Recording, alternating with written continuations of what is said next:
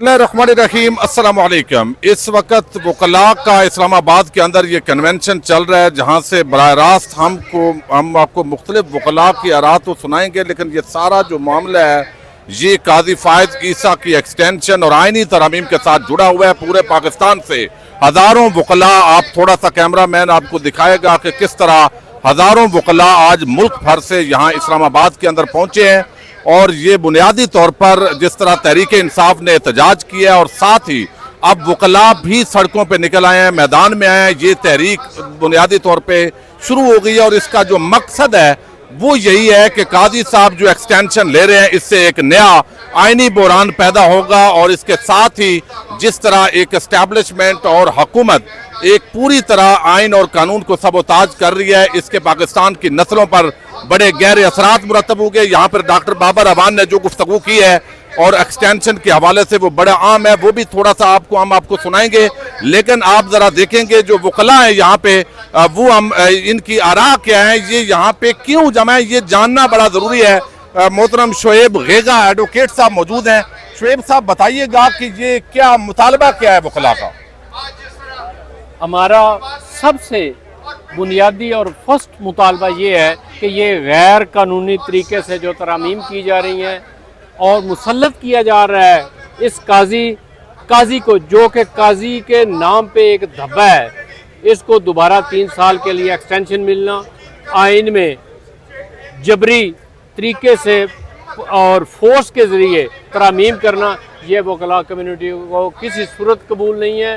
वकला इसकी शदीद मजम्मत करते हैं और इसके लिए हम अपने तन मन धन उसको कुर्बान करने के लिए तैयार हैं। और हम इंशाअल्लाह ताला हमें ये गैर कानूनी तरामीम किसी सूरत कबूल नहीं है और ना ही हम तरमीम कबूल करेंगे। जी, ये रासब गोंदल एडवोकेट मौजूद हैं। रासब साहब जरा बताइएगा कि आप यहाँ पे अगर ये तरामीम मंजूर हो जाती हैं तो फिर आपकी आगे क्या हिकमत अमली होगी वकला की? थैंक यू साजिद गोंदल भाई। मेरी सबसे पहले जो मेरी ये इस बात पे गुजारिश है कि जो भी एक्सटेंशन है, इस एक्सटेंशन को ख़त्म होना चाहिए। कहीं किसी डिपार्टमेंट भी जो ये एक्सटेंशन का लफ्ज़ है इसको सिरे से ख़त्म करना चाहिए। और जो वकला की इसमें सब इकट्ठे हुए हैं, हम सारे मुल्क के वकला, चाहे वो किसी भी पॉलिटिकल पार्टी से तल्लुक़ है उनका, किसी भी सियासी जमात से तल्लुक़ है, लेकिन हम इस मामले में बिल्कुल अपने आइन के साथ खड़े हैं। जो इन्होंने बुनियादी हमारा आइन मुअत्तल करके रखा हुआ है, हम उसके खिलाफ आवाज़ उठाएंगे। और ये जो जबर की सियासत चल रही है, बुनियादी हकूक मुअत्तल हो चुके हैं, हम इसके खिलाफ हर फोरम पे जाएंगे। हम वकला काले कोट वाले पूरे मुल्क में इसका जो है मुकाबला करेंगे इंशाल्लाह। और कहीं किसी की जो गैर कानूनी एक्सटेंशन होगी उसको हम हर फोरम पे चैलेंज करेंगे, एहतजाज करेंगे, सड़कों पे आएंगे, कहीं भी उसको जो है ना वो जस्टिफाई नहीं करेंगे इंशाल्लाह।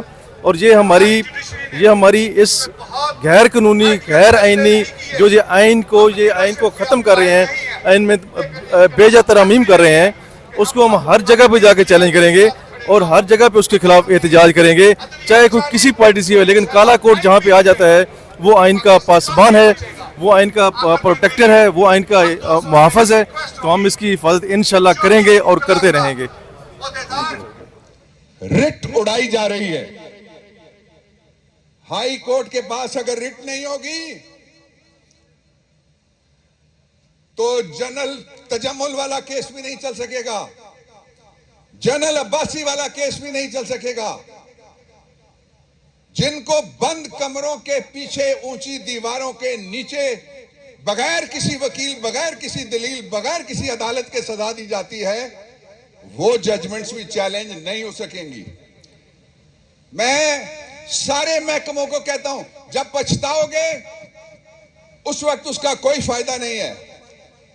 जो पाकिस्तान की सिविल सर्विस है उसके लिए रिट का रास्ता बंद हो गया, तो जो हम उनको इंजंक्टिव ऑर्डर्स लेके देते थे, जो रिस्पाइट लेके देते थे, जो रिप्रीव लेके देते थे, जो उनको स्टे लेके देते थे, वो खत्म हो जाएगा। रिट क्वीन ऑफ इंग्लैंड के जमाने में शुरू हुई थी, पाकिस्तान में आई तो कॉन्स्टिट्यूशनल डिस्पेंसेशन बनी। 5 हाई कोर्ट्स सब अपनी अपनी हिम्मत के मुताबिक, अपने अपने शौर के मुताबिक रिट के जरिए से लोगों को इस वक्त फायदा दे रहे हैं। पाकिस्तान के रोकने वाले सारे गिन लें, 35-40 लोग होंगे जो ये इंजीनियरिंग और कॉन्स्टिट्यूशन की रिवर्स इंजीनियरिंग करने पे लगे हुए हैं।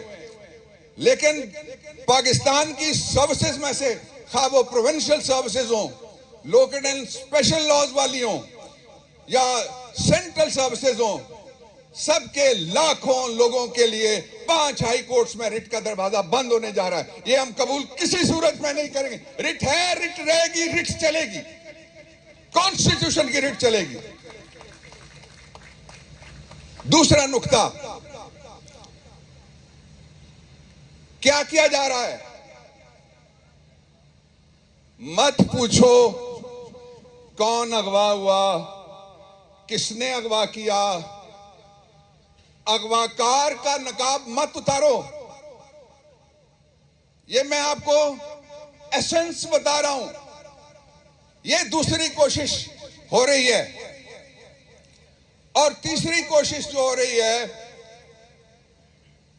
वो मैं सबको मुहिब्बे वतन समझता हूं और खुद अपने लिए मुझे कोई सर्टिफिकेट किसी से नहीं चाहिए, खास तौर पे किसी महकमे से नहीं चाहिए कि मैं कौन हूं। मेरे अजदाद की 8 नस्लों की यहां पास कब्रें हैं, यहां से 40 मिनट की ड्राइव पे। लेकिन मैं जिम्मेदारी से कहता हूं ये बात कि ये पैकेज जो किसी अंधेरी कोठड़ी की काली फाइल के नीचे पड़ा हुआ है, ये पाकिस्तान की फेडरेशन के ऊपर हमला है। ये कॉन्स्टिट्यूशन के बुनियादी स्ट्रक्चर के ऊपर हमला है। और सबसे बढ़ के जो ये करने जा रहे हैं, ये उनकी तरफ से अपने ऊपर खुदकुश हमला है।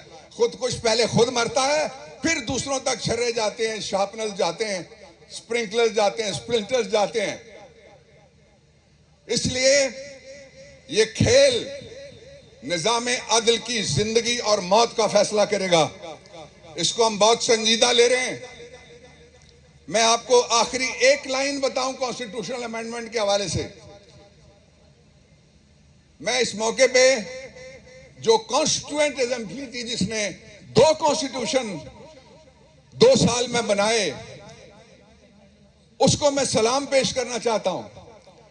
हफीज पीरजादा कानूनी कमेटी के सरबराह थे, अल्लाह उनके दर्जात बुलंद करे।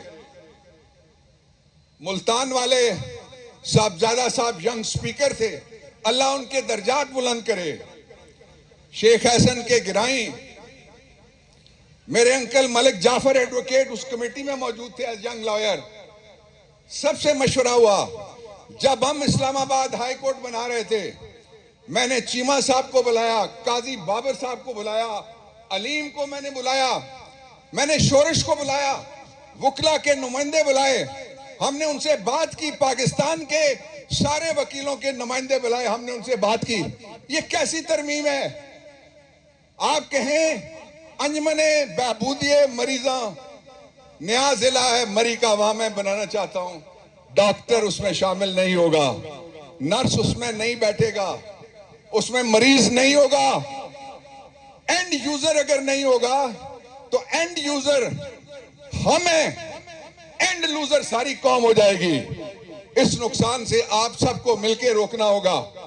और यह सिर्फ वकला का मसला नहीं है, मैं पाकिस्तान के लोगों से मुखातिब होकर कहता हूं, आपकी जिंदगियां अजीरन बनेंगी। वकील भी अगवा होते हैं, वकील भी जख्मी होते हैं, वकील भी गिरफ्तार हुए जिसकी मैं मजम्मत करता हूं, लेकिन जो लोग उठाए जाते हैं उनका पता ही नहीं चलता। शाबाश है जस्टिस कियानी के बेंच को, जो इतने लंबे अरसे से लगे हुए हैं, पीछे हटने पे तैयार नहीं है, हर तारीख पे एक कदम आगे बढ़ाते हैं।